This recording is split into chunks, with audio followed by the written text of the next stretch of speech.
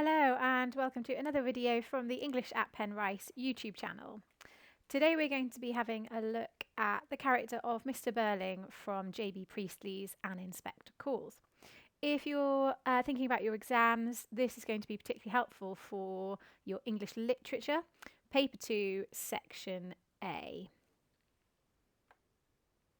Okay, so today's video is focused on the character of Mr Birling, a central character in the play An Inspector Calls. Let's start with some key information then. He is the archetypal capitalist Edwardian businessman. So Priestley presents him as a typical affluent, so rich, successful businessman in the Edwardian era, so the time the play is set. Who is interested in profit and the rights of the individual to make as much money as possible. And we know he's done that himself quite effectively. He owns his own factory and has earned a fair amount of money through that, enough to have a very comfortable house and a maid. He is the first person that we hear speak in the play, and we hear him speak at length. So he delivers a number of lengthy speeches during Sheila and Gerald's engagement party. This, suggests that he not only likes the sound of his own voice, he's very verbose, he's got lots to say, but also they serve to convey his arrogance, so his narrow-minded belief that everything he says is correct, but also his ignorance, because through some dramatic irony, Priestley reveals that lots of his viewpoints and perspectives are actually completely factually incorrect. And then we move on to learning about his relationship with Eva Smith. So during his interrogation, he admits that Eva is a good worker, that she was a lively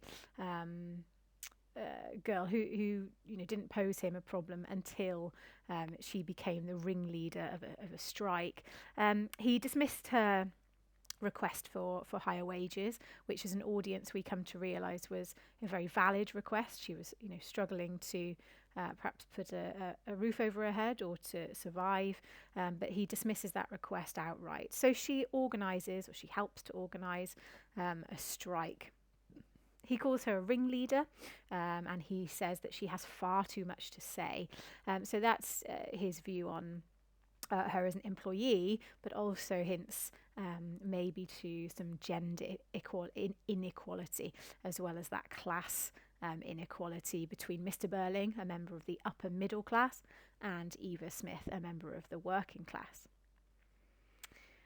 Once everybody's interrogated, and the inspector is revealed to potentially be a hoax, in Mr Birling's own words, he's completely unwilling and unable to accept his responsibility for the part he played in the death of Eva Smith.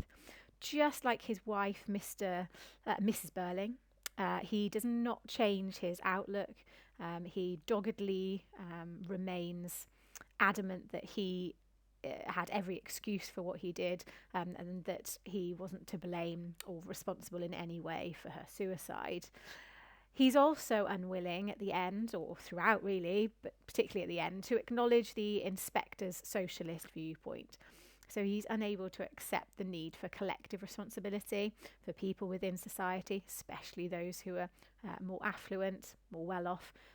He's unable to accept that they need to play their part in helping other people. And of course, that's Priestley's own viewpoint. So he's criticising Mr Birling's inability to change his perspective there. And then finally, Priestley uses this character to represent a wider group of people in Edwardian society. Mr Birling represents the stubborn, narrow-minded outlook of the rich in pre-war England, and he represents a class of people, a type of people that Priestley strongly disliked. And also he represents an outlook and a time that Priestley did not want to return to. Remember, he was writing in 1945, but he set the play in 1912, and so he was criticising that older generation who were unable to change and to look toward a future, and a different future for the country. let's have a look at some important quotes then for Mr Birling. As we've already said, his ignorance and his arrogance are presented almost immediately in the play, and the audience are very, very quickly made aware that this is an unreliable character. We don't really trust what he's got to say then throughout the play. One of the key quotations maybe to learn is the Titanic, he says, is unsinkable, absolutely unsinkable. We've got that adverb absolutely. He is sure, he's certain, and through that repetition of unsinkable as well.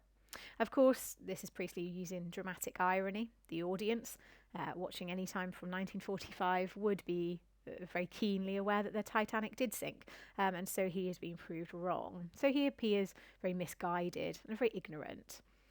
Of course, he also references the war, saying that nobody wants war, and he references strike action by the working classes, saying that we're past the worst of it. But of course, the general strike happens, which was a huge walkout of workers. And so with those three together, he comes across as very, very ignorant and incorrect. Then he says that quite critically, he says that everybody has to look after everybody else as if we were all mixed up together like bees in a hive, community and all that nonsense.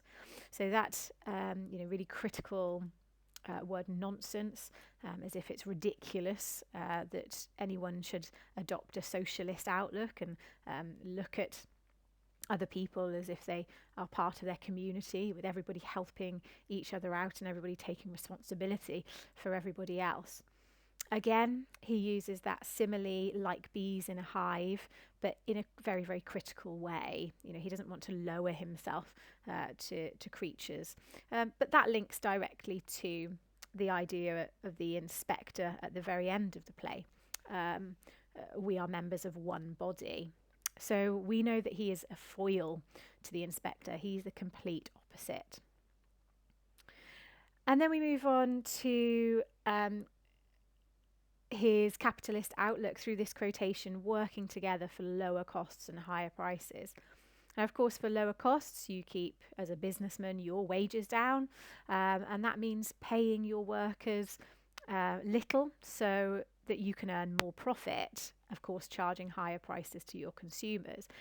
This is a capitalist way of thinking, earning more money, earning more profit, but unfortunately, this ends in misery for his employees.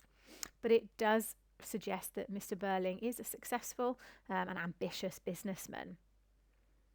And then we move on to this really dismissive quote, "I refused, of course," that phrase, "of course."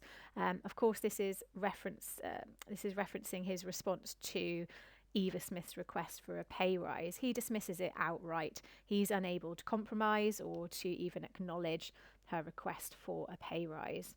It shows his view on his employees. He has much more power than them, as well as more wealth, but also perhaps hints at his view on his female workers as well. So there might be an element of gender inequality there. And then at the very end of the play, we've got his response to the interrogation. And his complete inability to acknowledge his responsibility or the part he had to play in Eva Smith's suicide. He asserts that there's every excuse for what your mother and I did. He's unable to take any blame or responsibility through that noun excuse. And then finally, the stage direction, triumphantly. This is Mr Birling after he realises that the inspector is potentially a hoax, and it's him celebrating, almost winning, almost beating the inspector, gaining a victory over him, and potentially his idea that capitalism has gained a victory over socialism. And then finally, some key vocabulary to describe Mr Birling, to really push your analysis into that higher level. So he's verbose, which means he has lots and lots to say. He's forthright, which means he puts his opinions forward very confidently. He's very arrogant, so he thinks a lot of his own opinion. But he's very unreliable because his views are, from an audience perspective, factually incorrect. Alongside that, then, he's very ignorant. He's very egotistical, so he thinks a lot of himself and his achievements. He's very dismissive, so he's unable to compromise or to listen to other people's views. Some might say he's quite callous in his treatment of Eva Smith especially, and his workers perhaps. He's very stubborn, so unable to change, unable to see things from another point of view. He's unmoved and indifferent, so unmoved, he's not emotionally changed or affected by the interrogation or the news of Eva Smith's suicide. And he's indifferent to it, so he doesn't really care about what happened to her. And finally, the word patronising. So he's patronising not only to Eva Smith, and we assume his other employees, but also his own children through those speeches at the start of the play, but also the way he talks to them at the end when they have altered their viewpoint to a more socialist perspective, but he's unable to do so. He looks down upon his children and laughs at them, and so is patronising as a result. Okay, that was an overview of Mr Birling from Anne in Spectacles. I hope that was helpful. If you would like some more revision videos for your English literature and language exams, please subscribe to the English at Penrice YouTube channel.